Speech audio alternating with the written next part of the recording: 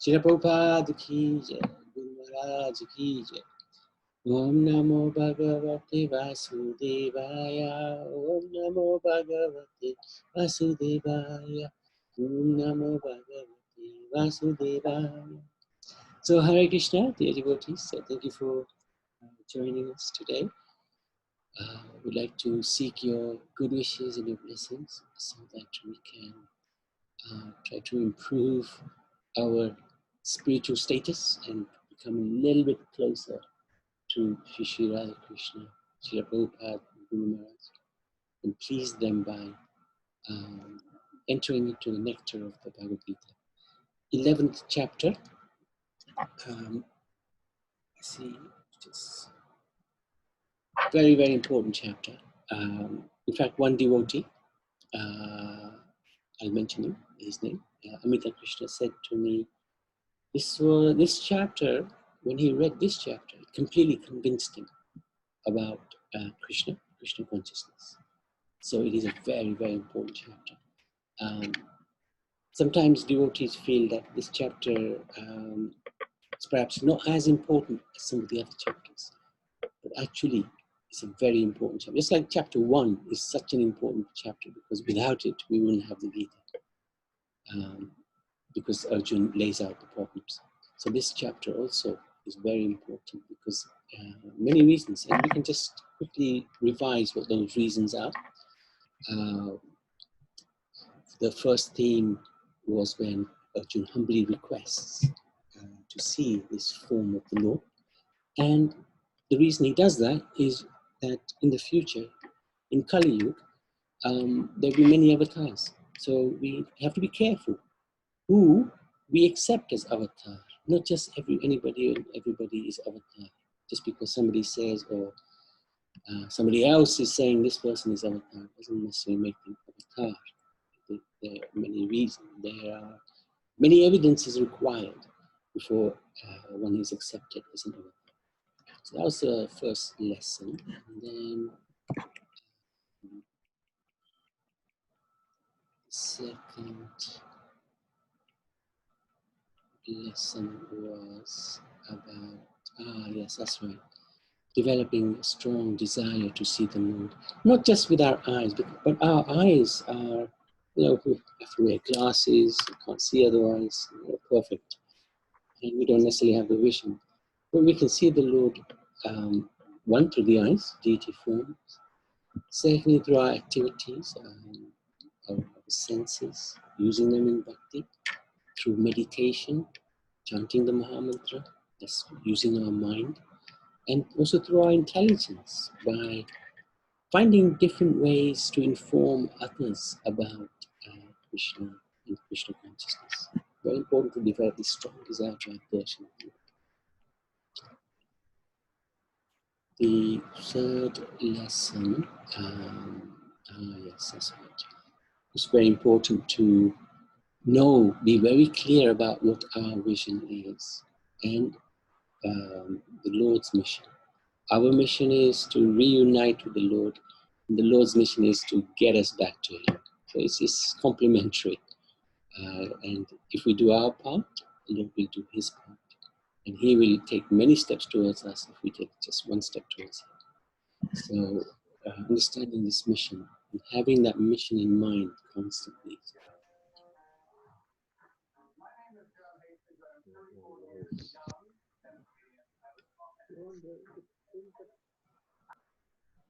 Okay, now we looked at this point about where Krishna explains, I am time, the great destroyer of the worlds. The lesson we took from that was trying not to waste time. And in this particular theme, there is another important aspect, which is that Arjuna is showing him that the soldiers have already been killed. They're already dead. He looks into the future, assuring Arjuna that he will be victorious. And all he has to do is become an instrument. So in the same way, we also can become instruments in the service of the Lord. So if we engage in His service, He will guide us from within as Paramatma, from without as the spiritual master and the devotees out of sight. So today we wanted to start with this quotation from Dr. Frederick Underwood, a professor of religion in Columbia University. So we're looking at what the scholars in typical universities are saying about Srila Prabhupada's books. I have had the opportunity of examining several volumes published by Bhaktivedanta Book Trust, and I found them to be of excellent quality and of great value for use in college classes on Indian religions. This is particularly true of the BBT edition and translation of the Bhagavad Gita. So that's a nice quotation. So, who would like to read the verses today? We've got two more themes in the Bhagavad Gita in this 11th chapter.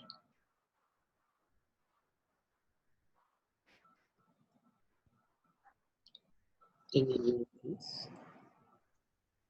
I can read if you never mind. Yeah, you can read. Yes. Chapter 11, the universal form. Text 45. After seeing this universal form, which I have never seen before, I am gladdened, but at the same time, my mind is disturbed with fear. Therefore, please bestow your grace upon me and reveal again your form as a personality of Godhead, or Lords of Lords, or both of a universe. Text 46. A universal form, O thousand-armed Lord, I wish to see you in your four-armed form, with helmeted head and with club, wheel, conch, and lotus flower in your hands. I long to see you in that form. Text 47. The Supreme Personality of Godhead said, My dear Arjuna, happily have I shown you by my internal potency the supreme universal form within the material world. No one before you has ever seen this primal form, unlimited and full of glaring effulgence. Text 48. I best of the Kuru warriors. No one before you has ever seen this universal form of mine, for neither by studying the Vedas, nor by performing sacrifices, nor by charity, nor by pious activities, nor by severe penances, can I be seen in this form in the material world. Text 49. You have been perturbed and bewildered by seeing his horrible features of mine. Now let it be finished. My devotees, be free again from a disturbance. With a peaceful mind you can now see the form you desire. Text 50. Sanjaya said to the Dharashta, the Supreme Personality of Godhead Krishna, having spoken thus to Arjuna, displayed his real four-armed form and at last showed his two-armed form, thus encouraging the fearful Arjuna. Text 51. When Arjuna was saw Krishna in his original form, he said, O Janardana, seeing this human-like form so very beautiful, I am now composed in mind, and I am restored to my original nature. Text 52. The Supreme Personality of Godhead said, My dear Arjuna, this form of mine you are now seeing is very difficult to behold. Even the demigods are ever seeking the opportunity to see this form, which is so dear. Text 53. The form you are seeing with your transcendental eyes cannot be understood simply by studying the Vedas, nor by undergoing serious pancakes, nor by charity, nor by worship. It is not by this means that one can see me as I am. Text 54. My dear Arjuna, only by undivided devotional service can I be understood as I am, standing before you, and I can thus be seen directly. Only in this way can you enter into the mysteries of my understanding. Text 55. My dear Arjuna, he who engaged in my pure devotional service, free from the contaminations of fruitive activities and mental speculation. He who works for me, who makes me the supreme goal on his life, and who is friendly to every living being, he certainly comes to me. Very good. So actually, this is the last theme, the end of the chapter. 11, Jai Vishwarup Darshan Yoga. And so Arjun asks him, please, can I see your four-handed form? And Krishna immediately complied. And he's explaining to Arjun that the universal form is actually very difficult to see and it's very hard to see. And then he goes from his four-handed form to two-handed form. And Arjun immediately becomes composed again. And Krishna explains this form of mine, the two-handed form, is very difficult to behold. Even the demigods are ever seeking the opportunity to see this form. So we get quite complacent because we see the two-handed form all the time. So we're thinking this is just something ordinary. Actually, this is extraordinary. Especially if you look at text 54, only by undivided devotional service can I be understood as I am, standing before you, and can thus be seen directly. So this is, we are actually very fortunate. So we can sometimes take it for granted. So, let me just see. Yes. And this two-handed form is the embodiment of affectionate relationships. And this is where the transcendental sweetness lies. There is the transcendental greatness of the Lord, but the greatness will not necessarily make us fall in love with him, but the sweetness will. Now, text 50 is where Krishna shows Arjuna the four-handed Vishnu form. And then he shows him the two-handed form, indicating the two-handed form is the most beautiful. And you can see this form. It's explained in the Brahma Samhita. Premanjana charitu bhakti vilochanena.